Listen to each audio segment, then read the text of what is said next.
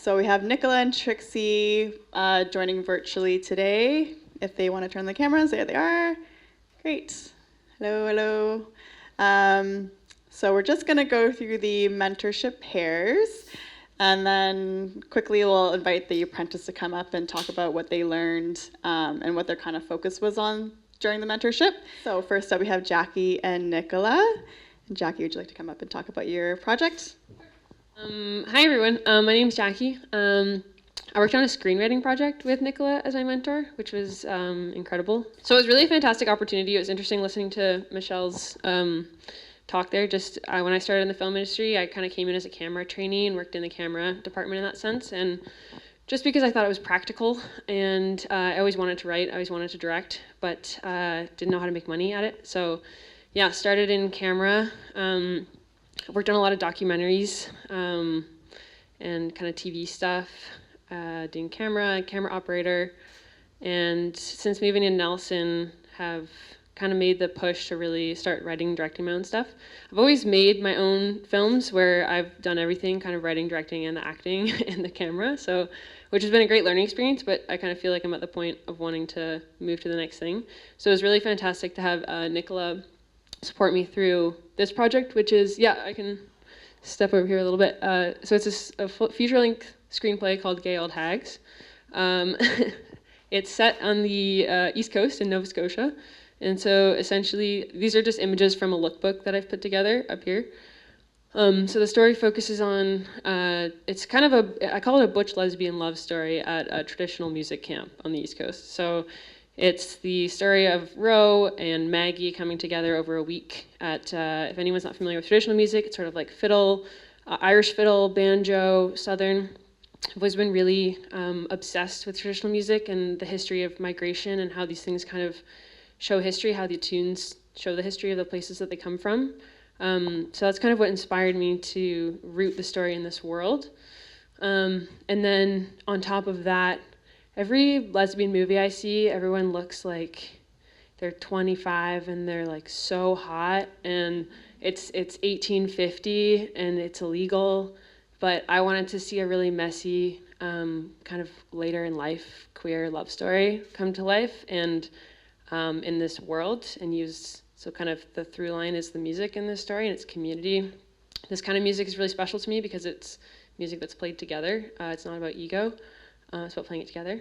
So that's kind of a bit about my project, and what I learned working with Nicola is they were fantastic and just sort of pushing me to go deeper into what I was bringing character-wise, and just really, really helped me with the structure in terms of, writing a feature is kind of a big undertaking. I've written quite a few shorts, but just sort of thinking through really the 3-act structure and how to push these characters forward.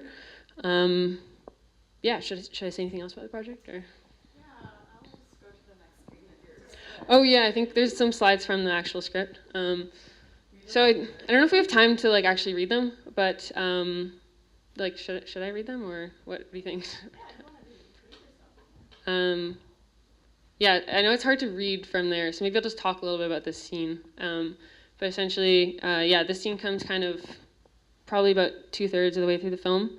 And it's kind of the setup for the first kiss between Ro and Maggie, and they're out fishing, and it's sort of this conversation. The two characters, Ro is from Northern Ireland, Belfast. She's in her 50s, and so grew up kind of during the Troubles era in Northern Ireland, and I was fascinated kind of how that experience might parallel the other character, Maggie. She's a Mi'kmaq woman, Indigenous from Nova Scotia, and sort of their conversations in this moment, they're very different backgrounds, but just sort of coming together and relating on like language and the history of language and trauma and what their families are like. So I was very interested in kind of these two cultures and the way that the music kind of intersects. There's a lot of Mi'kmaq musicians who are kind of going through with Celtic tunes and kind of intertwining them, and it's very interesting to me how music shifts in that way. So this scene, I think I don't want to take too much time, but it's sort of on the boat, and it's a conversation between them that leads to the first kind of romantic connection, and yeah, that's a bit about. I don't know if Nicola wants to say anything or if they can through the mic somehow. I don't know.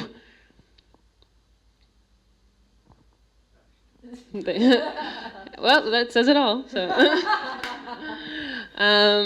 yeah, it was a really fantastic process. Just I feel like it allowed me to kind of step into really seeing myself as a writer and director, and Nicola really gave me the confidence to put it out there into the world. So I've sent it to some producers and have some conversations set up, and trying to get into some screenwriting labs with the project and whatnot. So yeah, I'm really excited about it. I love the project, and Nicola also helped me with a short that I have been going into production hopefully this summer. That's local, so yeah, that's kind of what I'm up to. Thanks, Jackie. We'll just hold questions for at the end, so I'm sure you have some, but we'll just hold it to the end there. Okay, next mentorship pair is Jessica and Amy. So we heard a little bit about Jessica and what she worked on, and Amy is right there. So if both of you want to come up, you can. Yeah, my background is I worked at the Canadian Museum for Human Rights for 12 years as their in-house videographer, which seems like, I would have got a lot of experience and I would have been totally ready to start my own company, but you'd be surprised. When I really came out here, I realized there was so much I did not know. So it's been I've been here for a couple of years and just really learning a lot as I go, just doing all the roles of running a business, being the videographer and the producer and the editor, and yeah, it's been a pretty cool journey. I've learned a lot, and so yeah, it was really cool connecting with her and going on walks, and she came over to my house one evening and hung out with my cat and just watched some of my work, and it was just a really cool experience just chatting with someone else who also has her own company.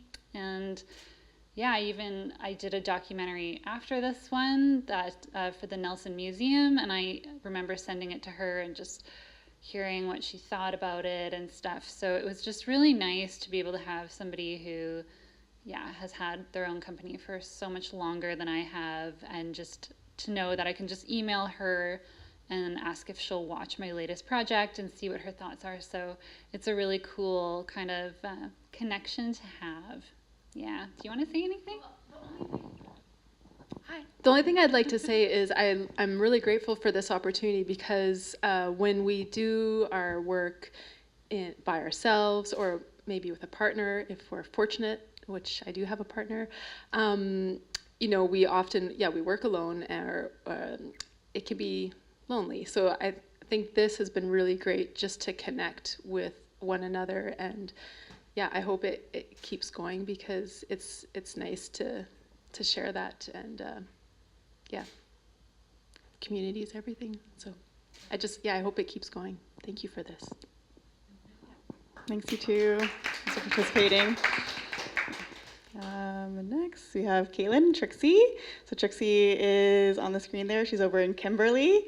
Yeah, we talked to Caitlin. We saw her projects already. Did you want to say a few other words of what you kind of focus on during the mentorship and got guidance from? Yeah, so I was just thinking as people were talking and stuff. So being someone that has no experience in the film industry and coming to an environment for years in Nunavut, I was trying to get in any position to volunteer, to learn, to speak with the professionals, because at first, if you don't know something, ask somebody who's been doing it. So when I think about the goals are listed there, and those are the pragmatic ones that we did focus on. But as I reflect more on the opportunity of spending time in depth with Trixie, she opened up a world, and she set an example of someone that is not, she's BIPOC, right? So I'm Indigenous and she's Filipino Canadian. Seeing somebody, a person of color, doing it in a way that I would want to be doing it years later once I have the intention, because I was very disorganized, and meeting Trixie, she's very organized. She didn't come from a straight direction, but what her work ethic showed me is that you can have the creative, fluid side of things and then the pragmatic approach of things as well, which is incredibly important to be taken seriously. Like, Michelle was saying, in sort of like a professionalism sense. So it's just a huge privilege and opportunity to be in this space, because I've never taken up space and I've never seen other women of color take up space in my experience lately. So she was that great example for me, and that's what I needed, because that's what fuels the fire. Trixie, are you there? Yeah. Oh, and her project, I got to see wildflowers, which is something we got to talk about in the mentorship. And she did something that really touched me too, is that she had a consideration for the Indigenous community in Banff, Alberta, and she incorporated the history in a way that I had never seen before.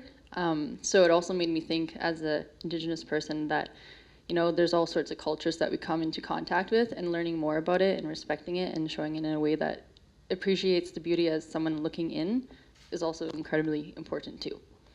I also got inspiration from working with Caitlin for the projects that I had going on at the same time.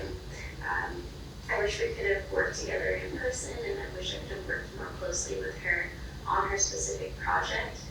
But when we connected, it seemed like what she needed most was to help organize and compartmentalize things so that she could bring the most creativity that she could with her project or her schoolwork. And so we got to meet in person, which was lovely, and I'm sure that some form of mentorship and just connection moving in both directions will continue even after this mentorship is technically over.